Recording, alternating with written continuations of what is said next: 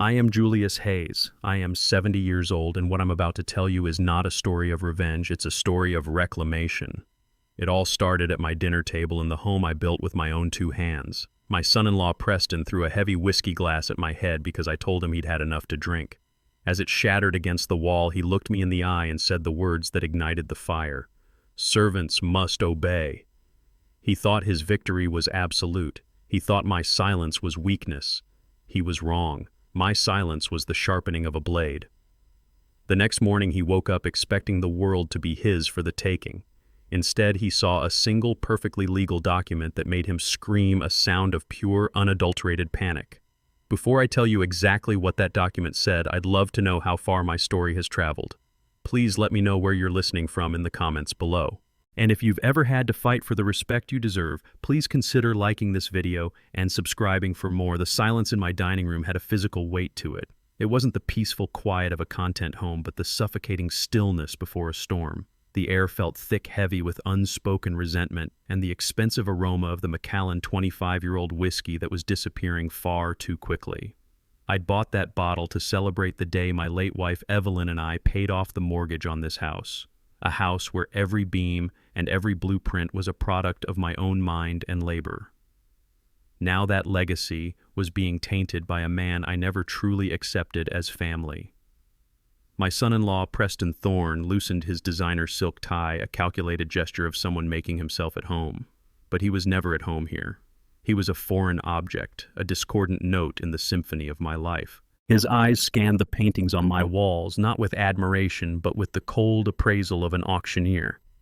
He was calculating the value of my life's work right in front of me. "You have to admit," he began, swirling the amber liquid in his glass, "this house has good bones." He used the term bones like a common house flipper, reducing my architectural passion to mere commodity. Prime location. Knock out a few walls, open up the kitchen, put in some floor-to-ceiling windows overlooking the garden. We could easily double its value. My daughter Amara, sitting across from him, offered a weak, nervous smile.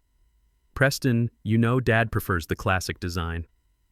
"Classic is just another word for outdated, honey," Preston said, his gaze fixed on me. "In this world, if you aren't moving forward, you're falling behind." He drained his glass. The sound of the ice hitting the bottom was sharp and final. He then pushed the empty glass toward me across the polished mahogany table. It wasn't a request, it was a command. "Hit me again, old man." That phrase "old man" was dropped casually, but it was a precision weapon. It was his way of dismissing my experience, my achievements, and reducing me to a relic. I looked at the empty glass, then at the nearly empty bottle. It was his fifth drink, maybe his sixth. I had lost count. "I think you've had enough, Preston," I said. My voice wasn't loud, but it was solid with the unyielding certainty of a steel support beam driven into bedrock. The tension in the room snapped taut. Preston's blue eyes narrowed. The charming, sophisticated facade he wore like a well-tailored suit began to fray at the edges. He was not a man accustomed to being told no, especially by someone he considered beneath him. In Preston's world, power was measured in dollars and audacity, and in his eyes I was just an old man sitting on a pile of assets I no longer deserved to control. "Had enough," he repeated, a smirk playing on his lips. "Don't lecture me, Julius. I know my limits." The deliberate use of my first name was another subtle jab, an attempt to erase the lines of respect and seniority between us. Amara sensed the shift in the atmosphere. "Honey," she said, her voice small, pleading, "maybe Dad is right. You still have to drive home." "Then you'll drive." Preston snapped his eyes, never leaving mine. It was a duel, and the dinner table was our arena. "Or are you worried I'll finish your good stuff?" "Don't worry. When my downtown project closes, I'll buy you a whole case." The downtown project, the mythical deal he'd been dangling for months. It was the excuse for his late nights, his secretive phone calls, his constant need for bridge loans. My wife Evelyn always said, "The men who talk the most about money are usually the ones who have the least." I had ignored her wisdom for Amara's sake. I had tried to believe my daughter had chosen an ambitious man, not a con artist. I didn't rise to his bait. Instead, I calmly placed the silver stopper back on the whiskey decanter. It was a small final gesture. An end to the discussion. I could see a muscle twitch in his jaw. He had lost the confrontation, and men like Preston cannot tolerate losing. My calm, my refusal to engage in his petty power games seemed to enrage him more than any angry words ever could. He wanted a fight, and I had denied him one on my terms. So he decided to start one on his. He said nothing else. The action was a blur of vicious speed. He picked up the heavy crystal tumbler, and with a flick of his wrist he threw it. Time seemed to warp, stretching the moment into an eternity. I saw the glass arc through the air, catching the light of the chandelier. I didn't flinch. I'm an architect. I understand physics, angles, trajectories. It wasn't aimed directly at my face. It was aimed at the wall beside my head, a spot just next to my right temple. It wasn't assault. It was terrorism, a demonstration of power. The sound of it shattering was like a gunshot in the quiet room, violent and sharp. Shards of glass exploded outwards, and I felt a hot sting as a small piece grazed my cheek. Amara let out a strangled cry, her hands flying to her mouth. Preston was on his feet now, his chest heaving. His face was flushed with a mixture of alcohol and pure rage. He pointed a trembling finger at me, and then he unleashed the words that severed the last thread of civility, the words that revealed the monster he truly was. Servants must obey. One word. Servant. He wasn't talking about pouring a drink anymore. He was talking about my place in his world, an old black man who should be grateful for the privilege of his company. He was taking the history of my people, the struggles, the pain, and reducing it to a personal insult in my own home. A home built by my sweat and my intellect. He was stripping me of my dignity, casting me as help in the house that I owned. Amara was frozen. She looked from her husband to me, her face a mask of horror. "Preston," she whispered, "what did you just say?" But he ignored her. His eyes were locked on mine, full of triumphant defiance. The mask was off, and he wanted me to see it. He wanted me to know my place. And in that moment, something strange happened. The white-hot anger I expected to feel never came. Instead, a chilling, profound calm washed over me. It was like being in the eye of a hurricane, a place of absolute stillness while chaos raged all around. Everything became crystal clear. The lies, the flattery, the empty promises from Preston, they all dissolved, leaving only the ugly, unvarnished truth. This wasn't a drunken outburst. This was his soul speaking its native language. I looked at my daughter's horrified face, and for the first time I saw her complicity. Her willful blindness had fed his arrogance. Her weakness had given him strength. I didn't say a word. Words were useless now. This war would not be won with arguments. It would be won with strategy. Slowly I rose from my chair, my movements deliberate. I adjusted my jacket. I did not look at Preston. I did not look at Amara. I simply turned and walked out of the dining room. I walked down the hall to my study, the sanctuary where I had designed dreams for others for over 40 years. I stepped inside, pulled the heavy oak door closed, and turned the key in the lock. The click echoed in the silence. It was not just the sound of a door being locked. It was the sound of a chapter of my life ending. The chapter of patience, of tolerance, of putting my daughter's fragile happiness ahead of my own gut instincts. Outside the door I could hear their muffled argument erupting, Amara's sobs, Preston's angry growl. Then the slam of the front door. He was gone. But I knew he would be back. He would be back for what he believed was his. Sitting there in the darkness of my study, I felt no pain. I felt no fear. I felt a cold, precise architectural anger, and I began to build, not a house, a perfect, inescapable trap. The dawn that broke the next morning felt different. The light that filtered through my study's windows seemed colder, sharper. The usual morning quiet of the house was gone, replaced by a charged silence that felt heavy with the unsaid things from the night before. I didn't sleep. I sat in my leather armchair, the same chair where I had drafted plans for hospitals and libraries, and I let the cold architectural anger solidify within me. The emotional heat had burned away, leaving behind the hard, clean lines of purpose. I knew Preston's attack was not an end. It was an opening salvo. When I finally stood, my body felt stiff, but my mind was clear. I walked out of the study and into the dining room. The shattered glass had been swept up, but I could still see the deep scratch on the wall where the tumbler had impacted. Amara must have cleaned it, a pathetic attempt to erase the ugliness, to pretend it never happened. But it did happen, and it was just the beginning. I returned to my study, my sanctuary, and that's when I saw it. It was subtle, something only a man who knows every inch of his space would notice. The bottom drawer of my antique mahogany desk, The one where I kept my old checkbooks and important personal documents was not closed properly. It was askew by less than a quarter of an inch. My heart, which had been beating with a slow, steady rhythm, gave a sudden, hard thump against my ribs. I knelt down for a closer look. My breath caught in my throat. The brass lock, usually polished and flush with the wood, was surrounded by tiny, almost invisible scratches. The wood itself, just along the seam of the drawer, was slightly splintered. It was the work of a clumsy amateur, someone using a letter opener or a screwdriver in a fit of pique. It was the work of Preston.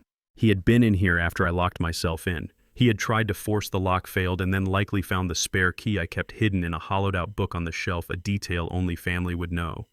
A wave of violation washed over me, so intense it was dizzying. This room was more than just an office. It was a vault containing my life's work, my memories of Evelyn, my privacy. And he had invaded it. He had put his greedy hands on my things, searching for what financial statements will. The deed to the house. The physical breach of the drawer was a symbol of a much deeper invasion. The walls of my family, of my trust, had been breached. That gut feeling, the one I had suppressed for years for Amara's sake, now screamed at me. The feeling that Preston was not just an arrogant fool, but a predator. The thrown glass was a distraction, an act of intimidation. The real attack, I now understood, was happening in the shadows, in the places I wasn't looking. I no longer cared about the broken glass or the insult. That was a battle of emotions. This was a war of numbers and legal lines. I walked over to my computer, my movements now filled with a grim urgency. I sat down the leather of my chair, groaning in protest. My hands were steady as I typed in the web address for my bank. The cursor blinked on the login screen, a patient, rhythmic pulse. For years I had checked my finances with a sense of quiet satisfaction, the reward for a lifetime of careful planning and hard work. But this time was different. I wasn't checking my balance. I was searching for a wound. I was no longer just a father-in-law. I was an investigator. And my own life was the crime scene. The screen loaded, displaying the familiar layout of my primary checking account. Everything seemed normal at first glance. The monthly pension deposit, the automatic payments for utilities, the transfers to my investment portfolio, all were in order, a quiet testament to a life built on discipline and foresight. I clicked over to the statement page, my eyes scanning the columns of dates and numbers. My finger traced down the screen past the grocery bills and the property tax payment. And then I saw it. It was a single-line item from 3 weeks ago, a debit, a large one, $75,000. My heart didn't just thump this time, it seized, a cold fist closing around it. The description read, Loan Disbursement, Patriot Financial. I had never heard of Patriot Financial. The name itself sounded cheap and predatory, the kind of place that advertises on late-night television promising fast cash to desperate people. I was not a desperate person. I had not taken out a loan in 30 years. I clicked on the transaction details, a knot of ice forming in my stomach. An account number I didn't recognize, a reference code that meant nothing to me. But the beneficiary was my account. The money had been deposited, and then over the next 2 days withdrawn in a series of 5 separate transfers to another bank. It was a classic money laundering technique designed to be quick and confusing. He hadn't just taken the money, he had tried to cover his tracks. For a moment my mind refused to accept it. A bank error perhaps, a clerical mistake. But the forced drawer in my desk told a different story. The scratches on the lock screamed the truth. This was no mistake. This was a calculated theft. He had used my personal information, my social security number, my date of birth, all stored in that drawer to apply for a loan in my name, and then funneled the money out before I would ever see a single piece of mail about it. It was identity theft. It was a federal crime. I leaned back in my chair, the world tilting slightly on its axis. The sheer audacity of it was breathtaking. He hadn't just insulted me, he hadn't just threatened me, he had put his hands into the very foundation of my life, the financial security I had painstakingly built over 50 years, and tried to rip it apart. And as I stared at the glowing numbers on the screen, the ghost of a memory surfaced so clear and sharp, it was as if she were standing right behind me. It was Evelyn's voice. We were sitting on the patio one evening about a year after Amara and Preston got married. Preston had just left after spending an hour boasting about some once-in-a-lifetime tech stock investment, trying to convince me to get in on the ground floor. After he was gone, Evelyn turned to me, her expression troubled. She placed her hand on mine, her touch always a source of calm and clarity. "Be careful of that boy, Julius." she had said, her voice soft but firm. "He has hungry eyes. Men who promise easy fruit are usually the ones selling poison. His charm is a tool, not a character trait. He doesn't build things, he just looks for things to take." At the time, I had dismissed it as her being overly protective. I had told her Preston was just ambitious, a product of a different, faster generation. I wanted to believe in my daughter's happiness, and my daughter believed in him. "Give him a chance, Ev," I had said. For Amara's sake. Evelyn had just shaken her head sadly. "Love is not a reason to be a fool, my dear," she had replied. "And I fear our daughter is being a fool." Her words now echoed in the silent room, a prophecy I had willfully ignored. I had chosen my daughter's delusion over my wife's wisdom, and now I was paying the price. Evelyn had seen the predator in him from the very beginning. She had seen the hunger in his eyes. And I had let him into our home. I had let him sit at our table. I had let him get close enough to strike. The shock began to recede, replaced by a cold, hardening resolve. The pieces were all clicking into place now. The constant flattery, the endless talk of money, the subtle attempts to isolate me from my own financial advisors, the thrown glass, the forced drawer, and now the $75,000 hole in my life. They were not separate incidents. They were all part of a single coordinated campaign of elder abuse and financial exploitation orchestrated by a sociopath who wore the face of a loving son-in-law. I looked at the picture of Evelyn on my desk, her warm, intelligent smile a painful reminder of everything I had failed to protect. I had failed her. I had failed myself. But the failure stopped here. It stopped now. He thought he was dealing with a frail old man he could intimidate and rob. He was about to find out he was dealing with the man who had built empires from nothing but a pencil and a slide rule. He had started a fire. Now I would use that fire to forge a weapon. I saved a PDF of the bank statement, my movements precise and methodical. The time for passivity was over. The investigation had just begun, and I knew exactly who my first phone call would be to.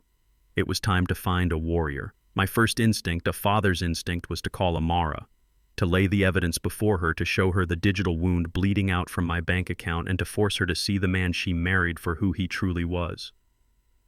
But as I reached for the phone, Evelyn's warning echoed in my mind. "Love is not a reason to be a fool, my dear, and I fear our daughter is being a fool." Calling Amara would be a mistake, a catastrophic one. What would she do? She would confront him, of course, but not with righteous anger. She would confront him with tears, with questions, searching for an explanation, any explanation that would allow her to keep her perfect world intact. And Preston, the chameleon, the predator, would give her one. He would feign shock. He would blame a bookkeeping error, a mistaken identity, a malicious hacker. He would spin a web of lies so intricate and plausible that Amara, desperate to believe, would cling to it like a life raft. He would turn my evidence into a misunderstanding, and he would turn me into a paranoid, interfering old man. Confronting him now through Amara would be like showing my battle plans to the enemy before the first shot was fired. He would know I was onto him. He would cover his tracks more carefully, destroy evidence I hadn't even found yet, and perhaps accelerate his plans, whatever they were. No, this was not a family drama to be solved with heartfelt conversations. This was a crime. And you don't confront a criminal. You build a case, a cage. You gather every piece of evidence, you document every lie, and you work in the shadows until the moment you have enough steel to ensure they can never escape. Amara was compromised. She was a liability, a potential leak in my defenses. This realization was a bitter pill to swallow, a profound and lonely grief. I was on my own. But being alone is not the same as being without resources. I had spent a lifetime building not just structures but relationships founded on integrity and mutual respect. I scrolled through the contacts on my phone, past the names of contractors and engineers, until I found the one I was looking for, Lawrence Rowe. Larry was a forensic accountant I had worked with decades ago to expose a massive fraud scheme on a city construction project. He was retired now, but his mind was as sharp as a razor, and his moral compass was unwavering. I dialed his number. He picked up on the second ring, his voice as warm and direct as ever. I didn't waste time with pleasantries. "Larry," I said, "it's Julius Hayes. I need your help. I'm dealing with a financial predator, and it's inside my own family." I gave him the broad strokes, the suspicious loan, the forced drawer. I didn't have to explain the sense of violation, the feeling of being targeted in my own home. He understood immediately. He listened patiently, The silence on his end of the line was not empty, but attentive. When I finished, he was quiet for a long moment. "Julius," he finally said, his voice grim, "this is beyond accounting. You don't just need someone to follow the money. You need someone who can fight. You need a shark." "Do you know one?" I asked. "The best," he replied without hesitation. "Her name is Kendra Adebayo. She specializes in financial fraud and elder protection. She's young, she's brilliant, and she's utterly relentless. She doesn't just win cases, she dismantles her opponents piece by piece. She has a reputation for being a warrior, and frankly, it sounds like you're in a war." Kendra Adebayo. The name had a strength to it, a resonance. He sent me her contact information. As I looked at the name on my screen, a strange sense of calm settled over me. For the first time since Preston had thrown that glass, I felt like I was no longer just a target. I was a player in the game. Evelyn had told me to be careful. Larry had given me a weapon. Now it was time to learn how to use it. I took a deep breath and dialed the number from Ms. Adebayo's office. I was no longer defending my past. I was now actively fighting for my future. Kendra Adebayo's office was nothing like the mahogany-paneled law firms of my generation. It was a space of clean lines, glass, and brushed steel overlooking the city from the 34th floor. It felt less like a law office and more like a command center. And the woman who sat opposite me, Ms. Adebayo herself, was every bit the commander. She couldn't have been older than 40, dressed in a sharp minimalist suit, her hair styled in elegant, intricate braids. There was an energy about her, a focused intensity that made the air in the room feel charged. She didn't offer condolences or platitudes. She offered a bottle of water, a legal pad, and her undivided attention. "Mr. Hayes," she said, her voice calm and clear, "Lawrence Rowe speaks very highly of you. Tell me everything from the beginning. Do not omit any detail, no matter how small or personal you think it is." And so I did. I started with the dinner, the demand for more whiskey, my refusal. I described the way Preston threw the glass, not just as an act of anger, but as a calculated act of intimidation. I told her the exact words he used: "Servants must obey." I saw a flicker of something in her eyes, then a brief glint of steel, but her expression remained neutral. I told her about the pried-open drawer, the feeling of violation. And finally, I slid a single sheet of paper across the glass desk, the printout of my bank statement with the $75,000 fraudulent loan highlighted. She picked it up, her eyes scanning the document with incredible speed. She didn't interrupt me once. She let the silence hang in the air after I finished, a silence that felt analytical, not awkward. She tapped a perfectly manicured finger on the name of the lender, Patriot Financial. "Predatory lenders," she said, more to herself than to me. "They thrive on desperation. They approve loans with minimal verification because the interest rates are criminal. The fact that he used one tells me he couldn't get money from a legitimate bank." She looked up at me, her gaze direct and penetrating. "Mr. Hayes, the $75,000 is not the problem. It's a symptom.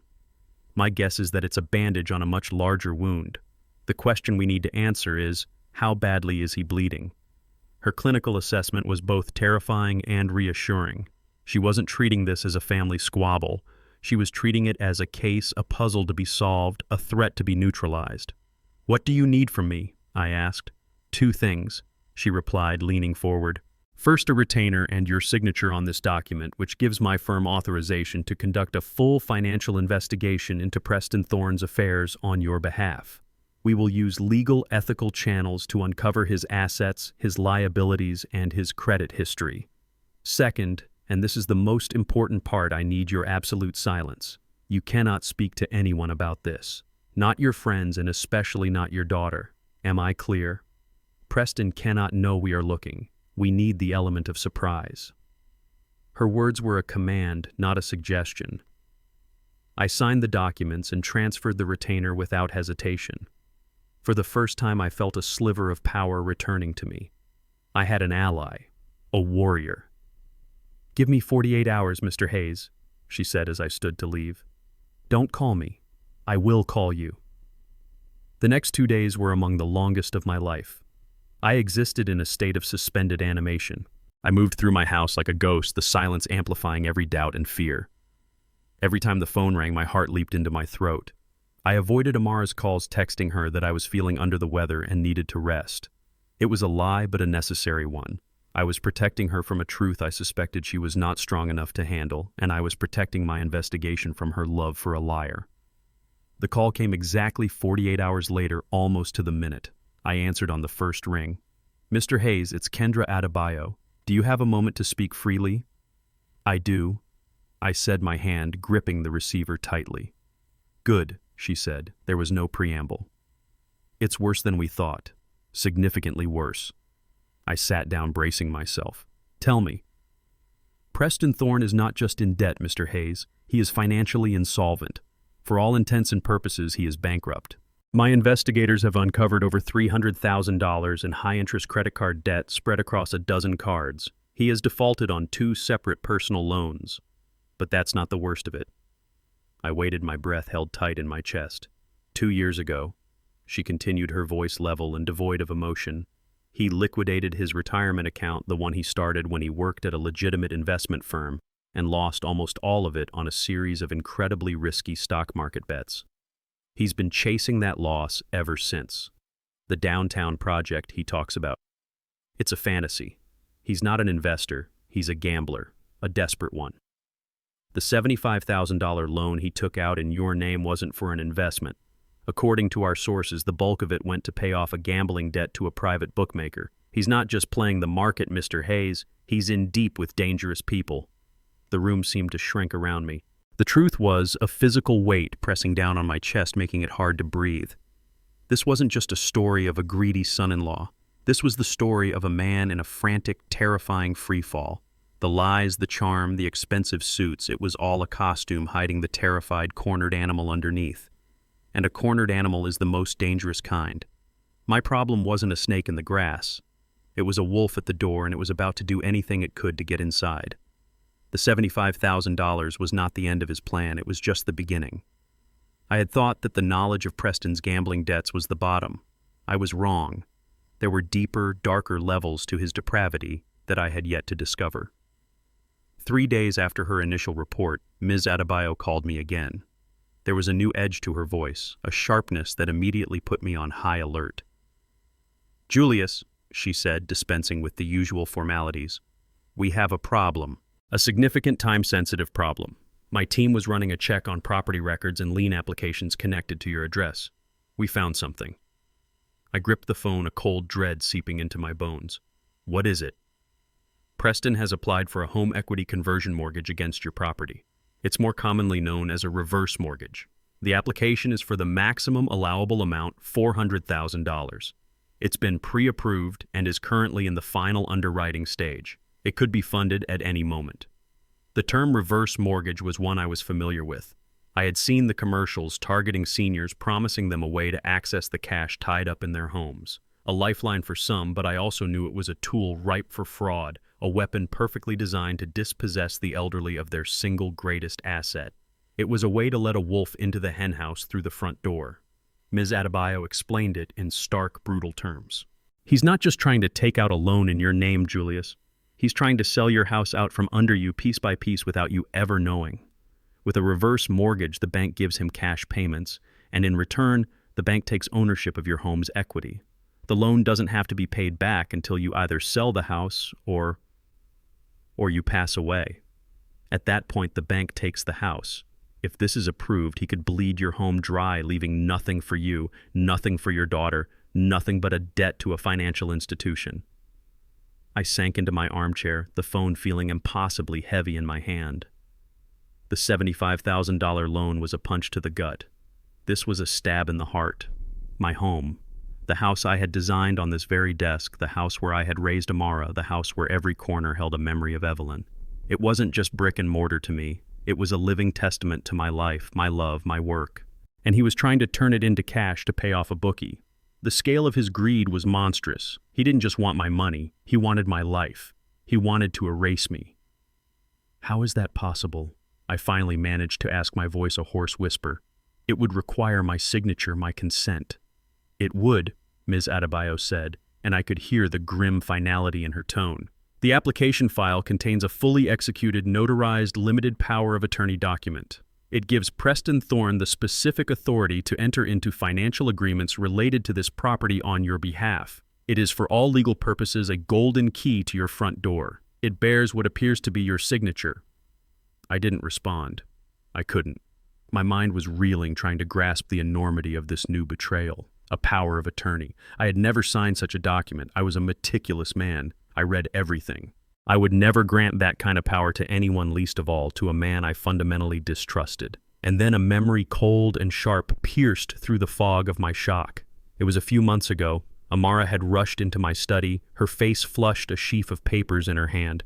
She was flustered, talking about some new retirement regulations, something about consolidating accounts to get a better return.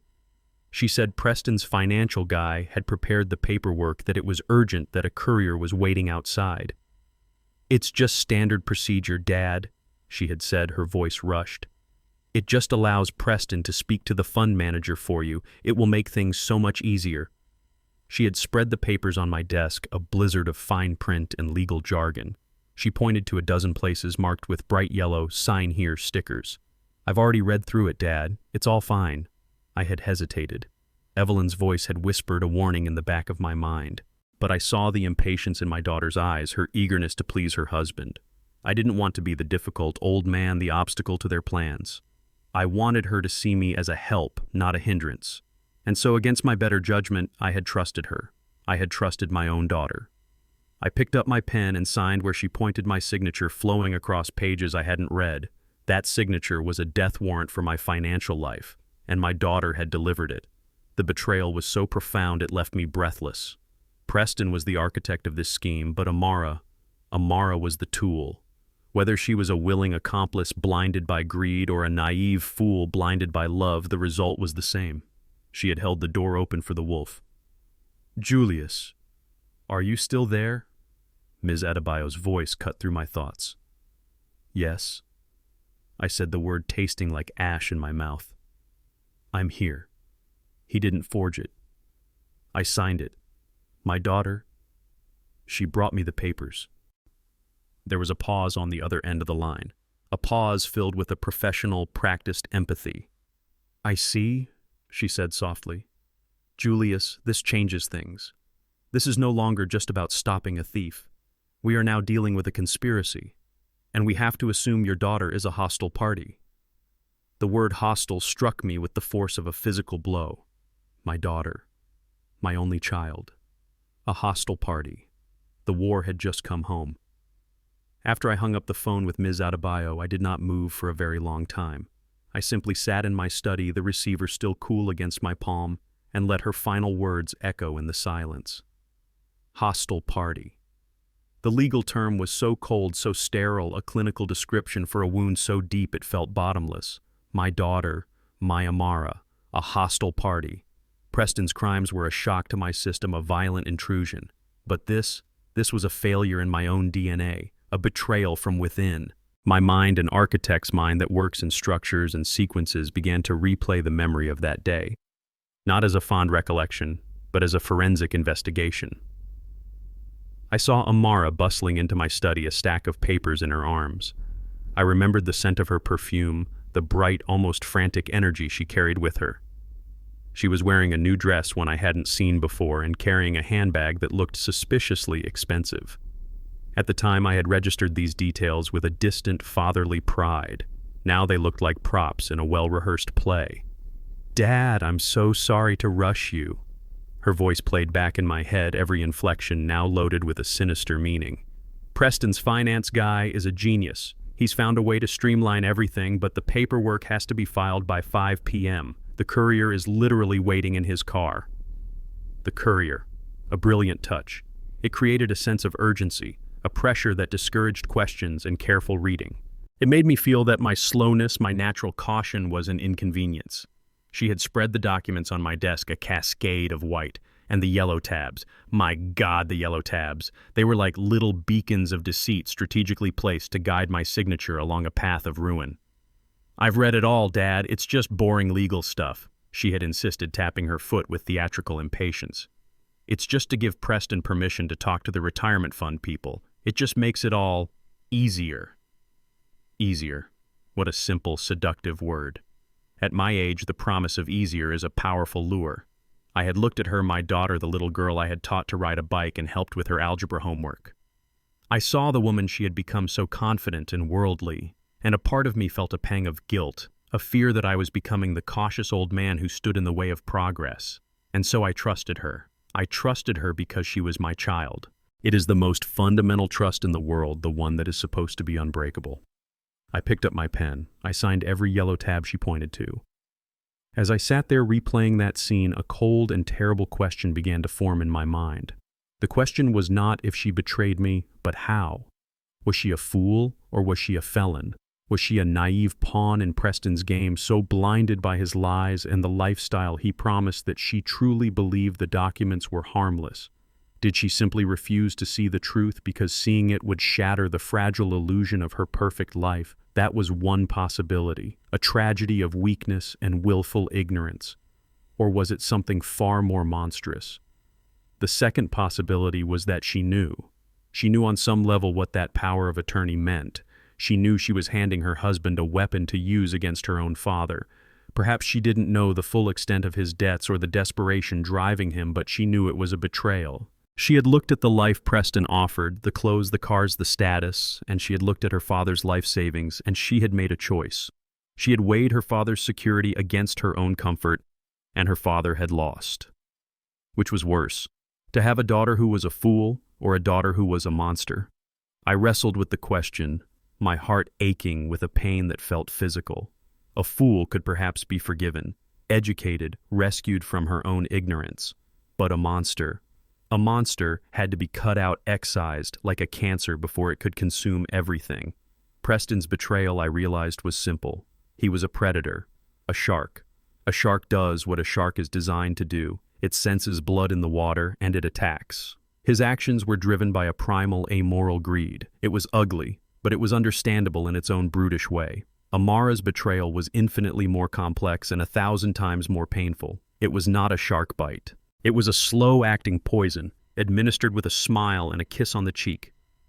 It was the perversion of the deepest and most sacred bond I had left on this earth. He wanted to steal my house. She had given him the key. He was a common thief. She had committed treason against the heart. And in that moment of terrible clarity, I finally understood. It didn't matter whether she was a fool or a felon. It didn't matter what her motives were. The outcome was the same. The trust was gone.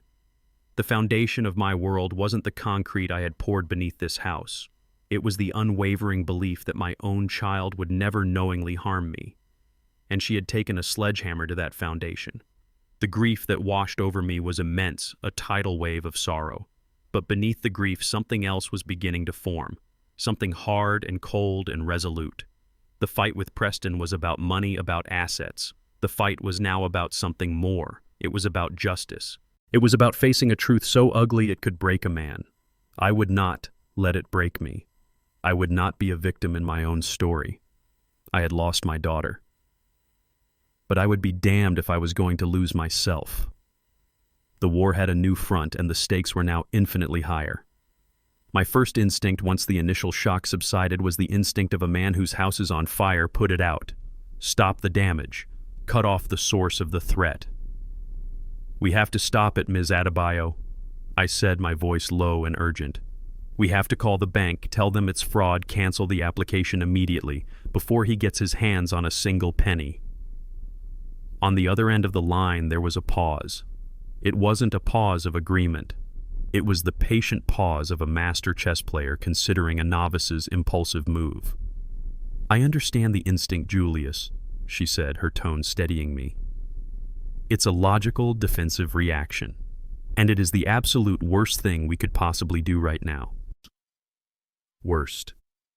How is stopping a thief from robbing you the worst thing? Because she explained, and I could almost hear her leaning forward at her desk. It only stops this one attempt. The moment we call that bank and cancel the application using your authority as the homeowner, two things will happen.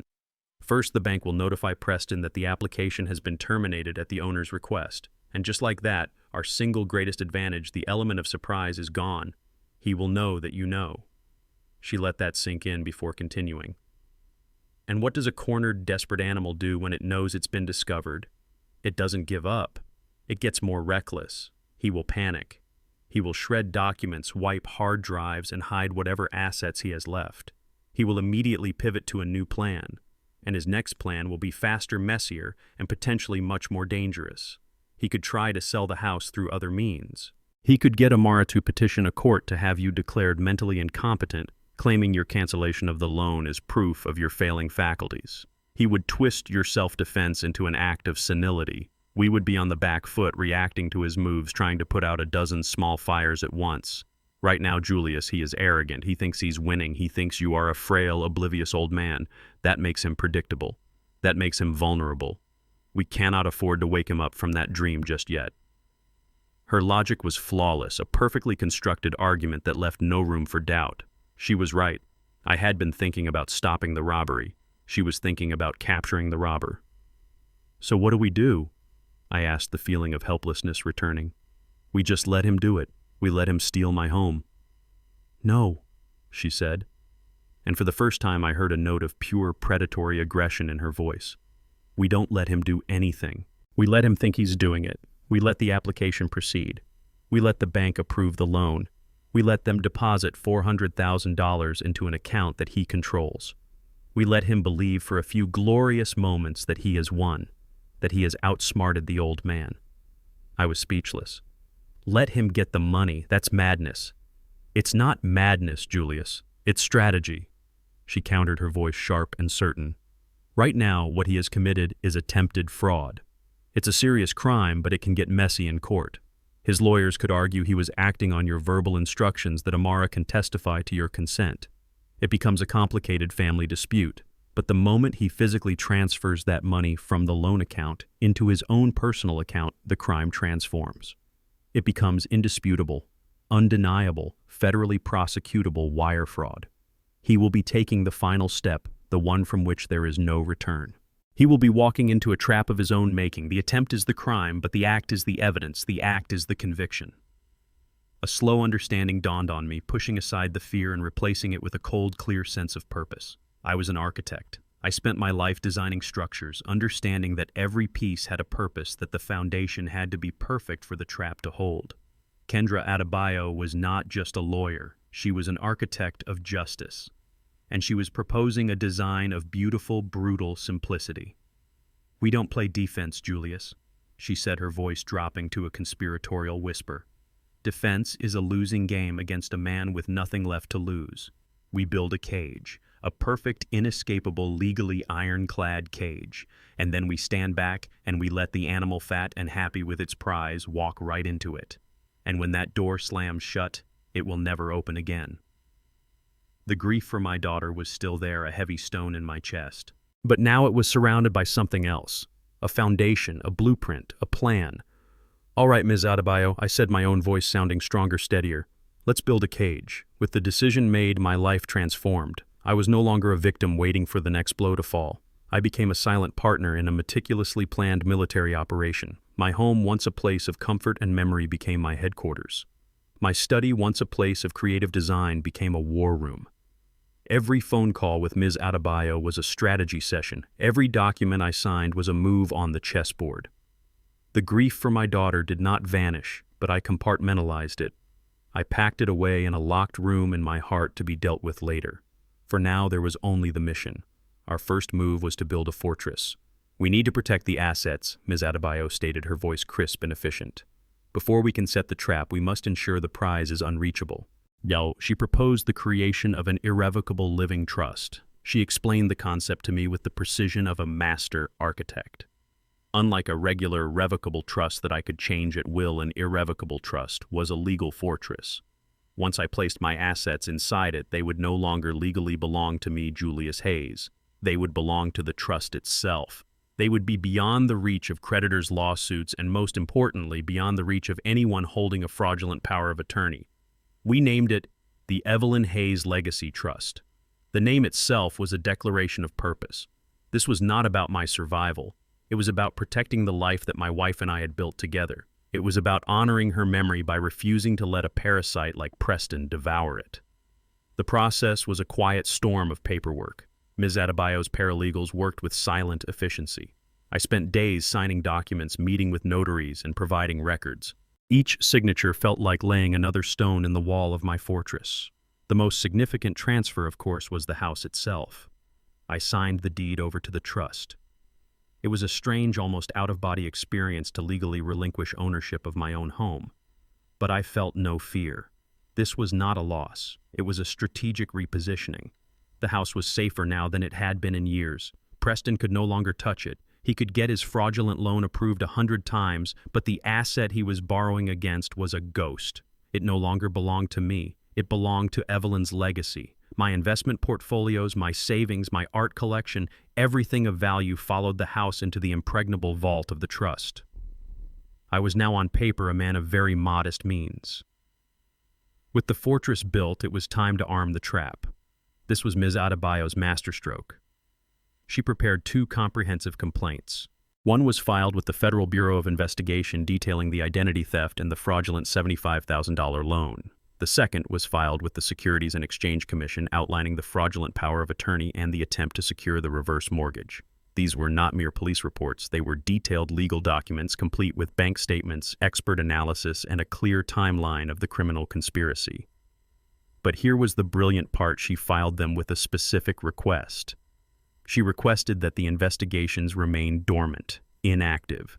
She explained to her contacts in both agencies that we were in the process of baiting a trap and that a premature investigation would alert the target. We were not asking them to catch the thief for us. We were telling them that we had already caught him. We just needed them to be the ones waiting outside the door when he tried to escape with the loot. The complaints were now primed explosives sitting silently in government filing cabinets waiting for a single trigger. That trigger would be the moment Preston attempted to access the reverse mortgage funds. During this time, I had to play the most difficult role of my life, the part of the oblivious, slightly dotty old man. Amara would call, her voice laced with a false, saccharine concern. "How are you feeling, Dad? You've been so quiet lately." I would tell her I was just tired. Preston would sometimes be on the line, his voice dripping with condescending charm, asking if I needed anything. "Just resting, son." I'd say the word son, feeling like poison on my tongue. They had no idea that as they spoke, legal documents were flying and a federal case was being built against them.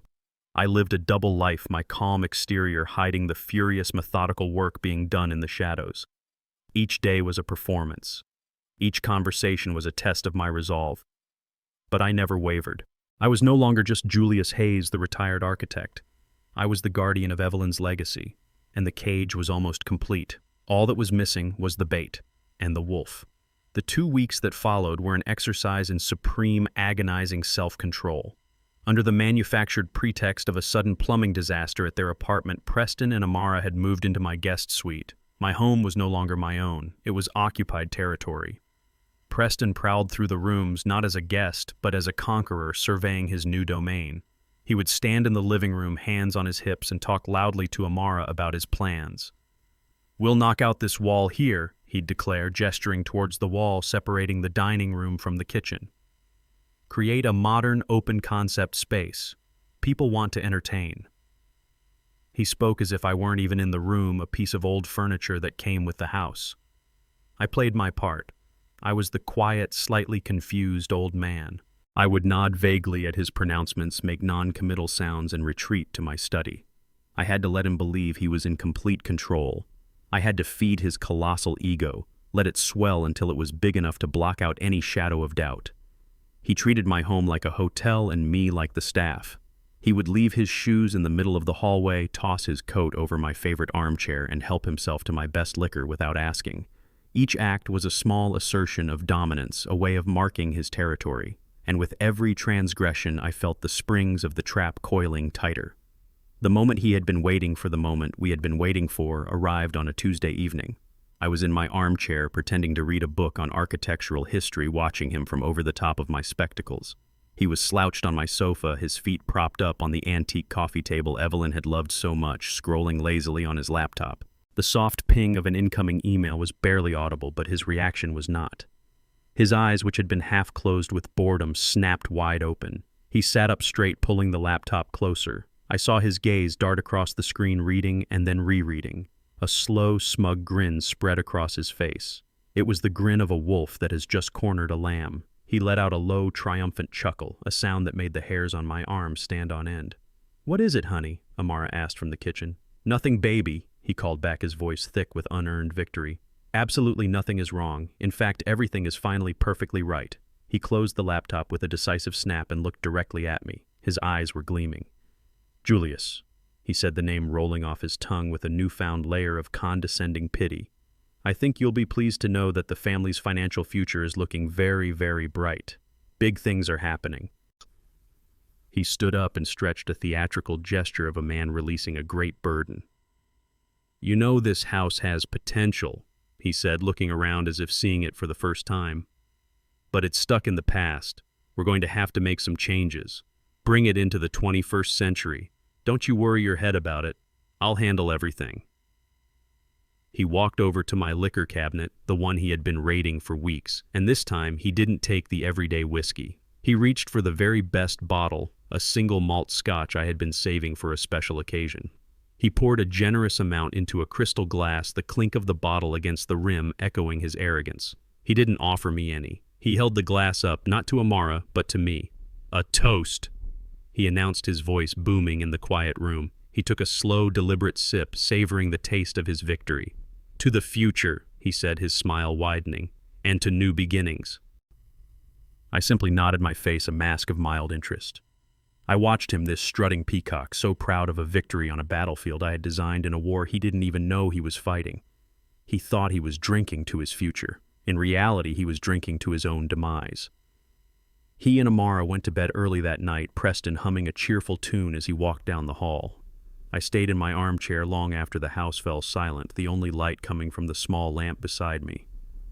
I listened to the old clock on the wall, its steady ticking no longer an accusation but a countdown.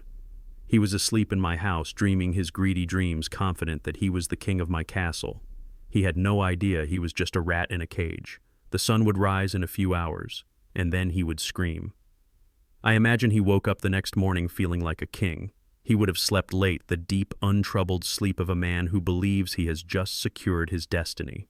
I, of course, had been awake since before dawn, sitting in my study, listening to the quiet hum of the house, a hum that felt like a coiled spring.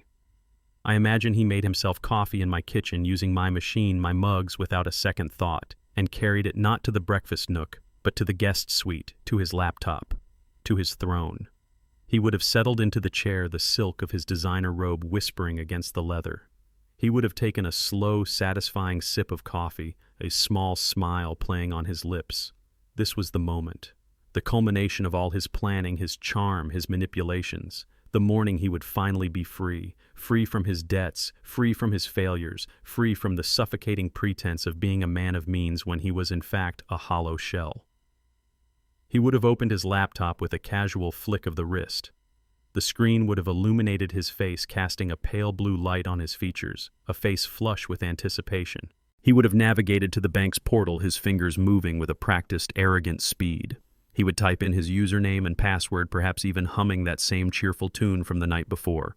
The page would load, and there it would be, a new account, a new balance, $400,000.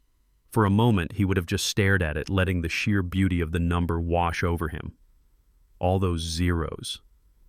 They weren't just numbers to him. They were a shield, a weapon, a declaration of his superiority. He had done it. He had outsmarted the old man. He had bent the world to his will. His next move would be the most important. The final step, transferring the funds, making them his. He would have navigated to the wire transfer page, his heart beginning to beat a little faster now, a thrill of adrenaline coursing through him. He would type in his own private account number, the one Amara didn't know about, the one he used for his private dealings. He would decide on the first tranche, not all of it that might look suspicious. A significant amount, enough to solve his most immediate problems. $150,000. A nice round number. He would have double-checked the account numbers not out of caution, but out of a desire to savor the moment. Then, with a final confident click, he would hit Confirm Transfer. And nothing would happen. The little loading icon would spin, and spin, and spin. At first, he wouldn't think anything of it. A slow internet connection, perhaps. A server issue. He would feel a flicker of annoyance, the impatience of a king kept waiting. He'd tap his fingers on the desk. Any second now. Then the first error message would appear. It would be generic, harmless. Transaction timed out. Please try again. He would have let out an irritated sigh. He'd take another sip of coffee and try again. He'd re-enter the information, his clicks a little sharper this time, a little more forceful. He'd hit confirm. Again the spinning icon, and again the same message. Transaction timed out. The smug confidence on his face would begin to curdle. A tiny worm of doubt would begin to squirm in his gut. This wasn't right. He would try refreshing the entire page. He'd log out and log back in his movements, now losing their earlier grace. When he logged back in, the $400,000 balance was still there, mocking him. He'd try a smaller amount, $10,000. A simple, easy transfer that should go through instantly. He'd hit confirm. This time the message was different. This time it wasn't generic. It was a single stark line of text in venomous red letters. A line that would make the blood in his veins turn to ice. Access denied. This account has been frozen pending an investigation into fraudulent activity. The words would hang there on the screen, seeming to pulse with a malevolent energy. Frozen. Investigation. Fraudulent. These were not the words of a bank server error. These were the words of a cage door slamming shut. I imagined the color draining from his face, leaving behind a pasty grayish pallor. His breathing would have become shallow, ragged. His mind, which moments before had been filled with dreams of sports cars and luxury watches, would now be a frantic scramble of pure, unadulterated terror. He would have started clicking then, a wild, panicked flurry of clicks like a rat trying to claw its way out of a steel box. He would click on the account details. He would click on the help section. He would click on the profile page. Every link, every button would lead him to the same red-lettered dead end. In his final desperate act, he would have tried to view the details of the collateral, the legal information tied to the house itself, and that is when the final nail would have been hammered into his coffin. A new message would pop up, this one even more chilling, more final than the last. A single, devastating sentence. Ownership of collateral asset is in dispute. Contact legal department. In dispute. The words were a death sentence. It was impossible. He had the power of attorney. He had the approval. He had the money right there in front of him. But he couldn't touch it. The house, the foundation of his entire scheme, had vanished from beneath his feet like a phantom. And that is when he would have made the sound. The sound from my teaser. It would not have been a word. It would have been a raw, guttural noise torn from the very depths of his soul. A sound of a man who was not just losing money, but a man who was watching his entire world, his entire identity, his entire future, being utterly and completely annihilated right before his eyes. It was the sound of a predator realizing in one heart-stopping moment of perfect clarity that he was not the hunter. He was the prey, and the trap had just sprung. I heard the scream from my study. It wasn't a yell of anger or a shout of frustration. It was a sound stripped of all humanity, a raw, primal noise that seemed to be torn from the very fabric of a soul. It was the sound of an animal caught in a trap, the sound of a man watching his world burn to the ground in a single horrifying instant. I did not move. I let the sound hang in the air, a fitting overture for the final act. I could picture the scene unfolding in the guest suite with perfect clarity. Amara would have heard it too, dropping whatever she was doing, her heart lurching with a wife's concern. She would have rushed into the room to find her husband, the master of the universe, standing wild-eyed in his silk robe, his face the color of ash, pointing a trembling finger at the laptop screen. "It's gone," he would be stammering the words barely coherent. "They froze it. It's gone. The house, it's in dispute." Amara, of course, would not understand. Dispute frozen. She would have tried to calm him, her mind searching for a rational explanation. A bank mistake. A technical glitch. She would have put a hand on his arm, her voice soothing, trying to piece together his frantic, nonsensical babbling. And it is in that moment of chaos that the second blow would have landed. As she was trying to make sense of her husband's meltdown, her eyes would have fallen on the mail I had left on the hall table earlier that morning. Among the catalogs and junk mail was one item that stood out, a large, stiff envelope made of thick, cream-colored paper. It bore no stamp, only a hand-delivered seal from a downtown legal courier. It was addressed to current occupants. Driven by a sudden, inexplicable dread, she would have picked it up. Her hands would have trembled as she tore it open. The document inside was dense with the cold, impersonal language of the law. She would have scanned the page, her eyes snagging on terrifying, incomprehensible phrases. And then she would have found the key sentences, the ones designed to be understood by anyone, the ones that would shatter her world as completely as the frozen account had shattered her husband's. Pursuant to the legal transfer of title recorded on the 18th of October, the property located at this address is now the sole and exclusive asset of the Evelyn Hayes Legacy Trust. The Evelyn Hayes Legacy Trust, her mother's name. A ghost from the past, now a legal entity with more power over her life than she could possibly imagine. As you have no formal lease agreement with the new legal owners, you are hereby given official notice to vacate the premises within 30 days of the date of this letter. 30 days to vacate her childhood home, a home she had already in her mind redecorated and prepared to sell. The paper would have felt like it was burning her fingers. She would look up from the letter at her hysterical husband and the two separate disasters, his frozen money. Her eviction would collide in her mind, forming a single horrifying picture of total ruin. She would realize in that moment that this was no accident. This was a coordinated, strategic demolition of their lives. But the final soul-crushing blow was yet to come. Preston, now completely unhinged, would have been pacing the room like a caged tiger gasping for air, his mind a maelstrom of terror and disbelief. He would need to see out. He would need to see something real. Something to anchor his spinning reality. He would have stumbled to the large bay window overlooking the quiet tree-lined street. He would have clawed at the curtains, pulling them aside, his eyes searching for what? An answer.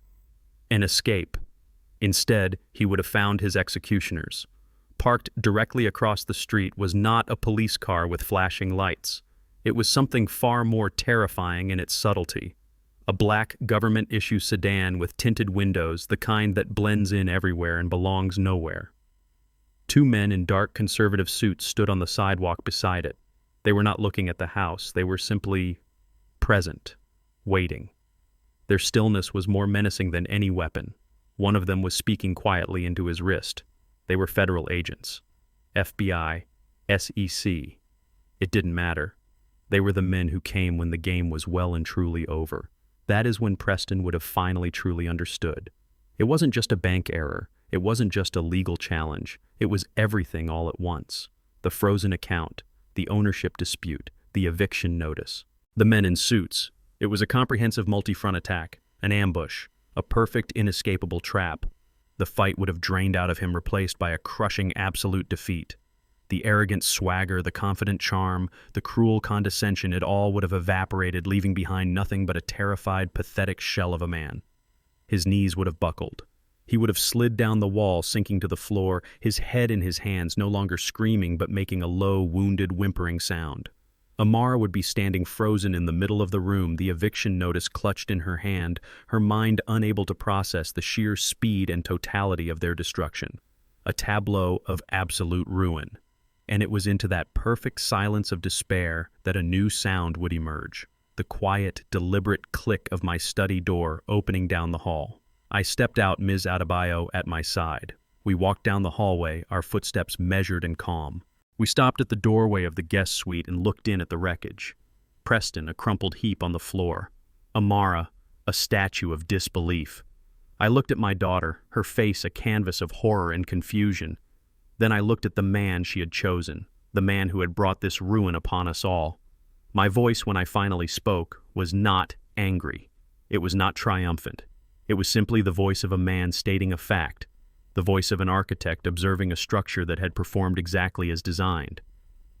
The game, I said, my voice cutting through the silence, is over, commanding the space. Allow me to clarify, she said, her voice cutting through the tension like a surgeon's scalpel. Mr. Hayes, in his wisdom, decided to do some estate planning. He transferred this house along with all his other significant assets into a private, irrevocable trust. The Evelyn Hayes Legacy Trust. The transfer of title was legally recorded 18 days ago.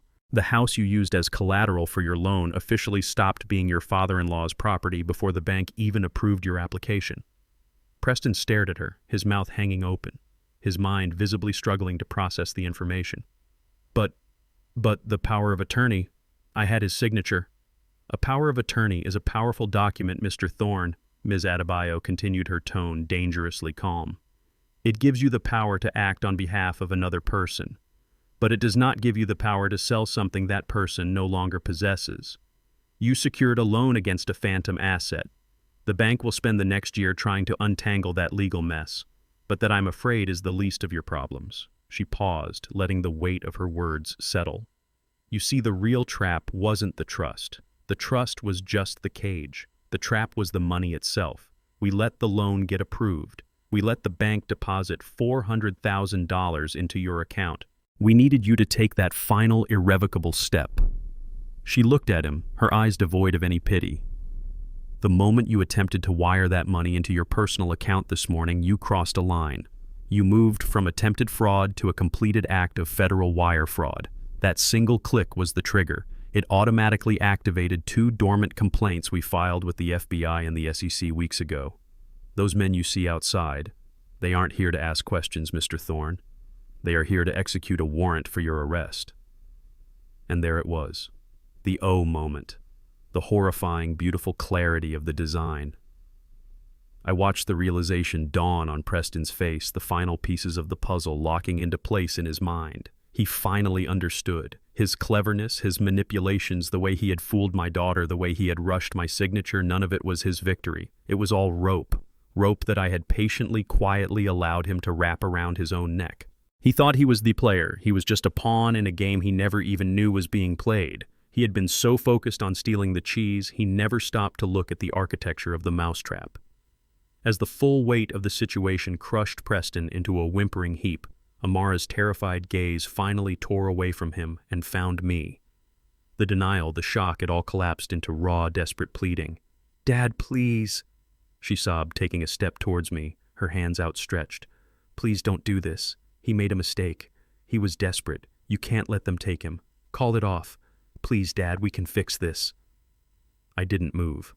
I looked at my daughter, her face streaked with tears for the man who had intended to leave her with nothing but a mountain of debt, and I felt not anger but a profound and weary sadness.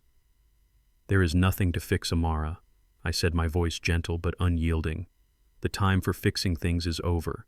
This is the time for consequences." I gave a slight nod to Ms. Adebayo. From her leather briefcase, she produced a single, cleanly printed page and handed it to my daughter. Amara took it, her hands trembling so badly she could barely hold it steady. What is this?" she whispered. "That," I said, "is your future, or at least the beginning of one." I let her eyes scan the page, seeing the confusion turn to disbelief. "As you can see, you are the sole beneficiary of the Evelyn Hayes Legacy Trust." For a fleeting second, a flicker of something relief hope crossed her face. She thought it was a lifeline, a buyout, a way to salvage her life of comfort. I had to extinguish that hope immediately. "It is not, however, a windfall," I continued, my voice leaving no room for misunderstanding. "You will not receive a lump sum. Instead, the trust will provide you with a modest monthly stipend. It will be enough to rent a small apartment in a decent neighborhood. It will cover your utilities and your groceries. It will be enough to live on. It will not be enough for designer clothes, luxury cars, or country club memberships. That life is over." She looked up from the page, her eyes wide with horror. "But why?" "Because that life was a lie, and I will not fund a lie," I said. "Furthermore, receiving that stipend is conditional. There are rules. First, you will enroll in and complete a mandatory financial literacy course. You will learn how to budget, how to invest, and the real value of a dollar. Second, you will attend weekly therapy sessions with a counselor approved by the trust. You need to understand why you allowed a man like this to dominate your life and why you were willing to sacrifice your own father for his delusions." I let her absorb the weight of the conditions before delivering the final non-negotiable term. "And the last rule is the most important. You are to have no contact with Preston Thorne ever again. If you attempt to call him, visit him, support him legally, or provide him with a single dollar from this trust, your benefits will be terminated, permanently, and you will be left with absolutely nothing." She stared at me, tears streaming down her face. "This is a punishment." "No, Amara," I said, and for the first time she might have heard the ache in my voice. "This is the opposite of a punishment. This is the hardest, most painful, and most loving thing I have ever done for you. Preston built you a gilded cage, and you were so afraid to leave it that you helped him burn my house down for the gold. I am not locking you in a cage. I am giving you a foundation, a small, solid foundation on which you can build a real life, an honest life, a life that is your own. Your life with him is over. Your new life, the one you build yourself, can begin now. The choice is yours. The two federal agents entered the room with a quiet, unnerving professionalism. They didn't need to raise their voices. They simply flanked Preston, and his fight was gone. I watched them handcuff him. The sound of the metal ratcheting shut was the final definitive click of the cage door. Amara let out a strangled sob as they led him away, not looking back. She slid to the floor, her body racked with a grief that was not just for her husband, but for the life she had lost, the choices she had made, and the person she had become. She had reached her foundation. It was rock bottom. I did not go to her. I turned and walked back to my study, closing the door on her sorrow. It was a sorrow she had to navigate alone. I now sit in my quiet house, which is truly mine once more. The air feels cleaner, lighter. On my desk, a picture of Evelyn smiles at me, and I know she would understand. I did not do this out of vengeance. I did this out of love. Not just love for the legacy she and I built, but a tough, painful love for the daughter I had to break in order to save. I learned that sometimes the family you are trying to hold together is actually a prison, and the only way to find peace is not to keep reinforcing the walls, but to have the courage to knock them down. I have my home. I have my dignity. And I have a quiet, profound peace bought at a terrible price, but a peace that is at last real. And that is a foundation upon which any man can build. This entire ordeal taught me a lesson that is not found in any architectural blueprint. For years, I valued a quiet, agreeable peace over the difficult, uncomfortable truth. I learned that true peace cannot be built on a foundation of disrespect. Dignity isn't just about what you've built in the world. It's about the boundaries you are willing to defend within your own home. Sometimes protecting your legacy and your sanity requires you to become the architect of a painful but necessary conflict. It is never too late to demand the respect you have earned and to reclaim the life you have built. Let me know in the comments below about a time you had to draw a line in the sand to protect your own peace.